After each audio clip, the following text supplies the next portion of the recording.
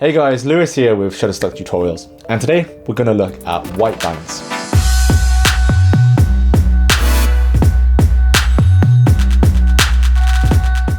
I would argue that in 2019, understanding all the core principles of color temperature and white balance isn't necessarily at the forefront of people's learning when they're jumping into filmmaking or photography, quite simply because technology is so good that it's going to nullify 99% of rogue color casts on an automatic white balance setting.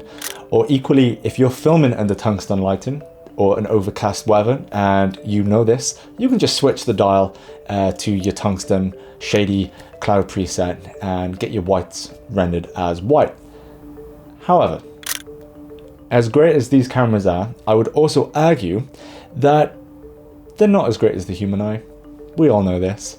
And it's going to be beneficial in understanding white balance that extra bit more. First, what is white balance? Well, simply, white balance is the camera function that informs the camera what lighting condition you are filming under in order to remove rogue color casts from your image. And as the name implies, it restores whites in your image to how they appeared at the location of filming or taking a photo.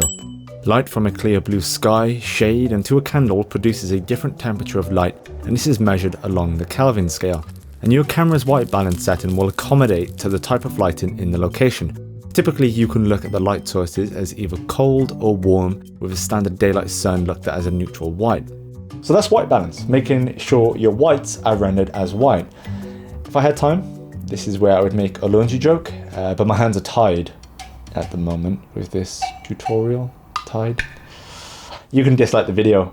I don't mind. It was a lot better when I was rehearsing that line in my head. This is not to say that automatic white balance has suddenly become the devil. It's a great function and predominantly correct 99% of the time, as are the other white balance settings.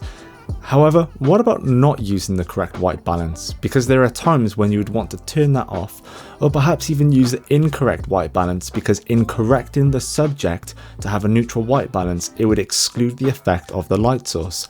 Candles are a primary example. We know that candles emit an orangey warm glow, and on the Kelvin scale that's way down at the end at 2100K. If we were to set the white balance for a candle, while the whites on screen would now look white and skin color would render correctly, it's completely unreal. To dump everything I just said about the importance of white balance, it's also not as important when you're filming with raw video or shooting in a raw photo format, because it's one of the elements that can be changed after you have captured the image or video footage. For example, take this candid snap taken on my Fuji X100F. It's a camera that allows you to save both JPEG and RAW, which allows me to present the following issue. It was taken back last year when my area had a lot of snow, it usually doesn't, and my father is standing in our favourite pub watching the snowfall, lost in his memories or watching time slip past. Perfect to grab a candid shot. Now he's illuminated by several different light sources.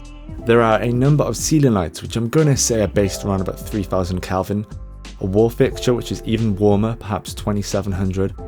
But he's standing in front of a big boxed seating area with 3 windows and a snowy winter's light coming through, which is going to be inherently blue. And of course we have the window which is visible in the background. Given the mix of all the light sources, the camera has done a pretty decent job. You can see his skin isn't too unrealistic, but I think the image is slightly too warm. I think the camera has accounted too much for the cold light coming through the window and has warmed up the environment a little more than it is. And guys, I'm there most weeks. So I'm going to take the white balance down just a touch from 4500 to 3900. It's not a huge leap by any means, but I think it's nullified some of the warmth which wasn't present. You could also creatively say perhaps you preferred the warmer tone, that's fine, but this is how it really looked.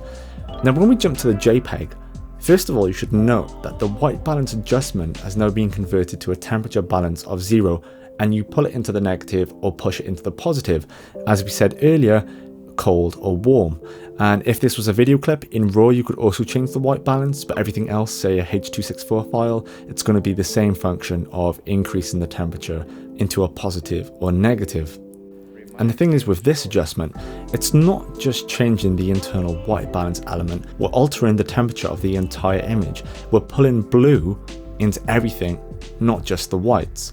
Now you could probably get it close enough to have some elements of the unrealistic color cast neutralized. However, other areas have become discolored, Again, these maybe could be fixed, but it's going to cost you time, and of course this can only be fixed to a certain extent. Although with that, simply because you can correct your mistakes a little later on in post-production, I wouldn't necessarily recommend filming in a tungsten white balance setting when you're filming out in the meadow and daylight, because, well, that'd be silly really, wouldn't it? So, white balance, hopefully now you should be a little bit more versed in the topic. For the next video, we're going to have a look at deconstructing this space. Because I'm not in a fancy studio, I'm in an old rusty garage, and you might want to know how to set up an environment like this for when you want to go out and make tutorials, because if there's one thing that YouTube needs in 2019, it's more tutorials, because there's a lack of them, a lack of tutorials, a lack of content like this around. Anyway, I'm going to sign out. I've been doing this for about 6 hours now. So remember to hit the subscribe button, hit the like button, hit the share, save it, add it to watch later. I think there's a plane flying right above this house. Okay, I'm going.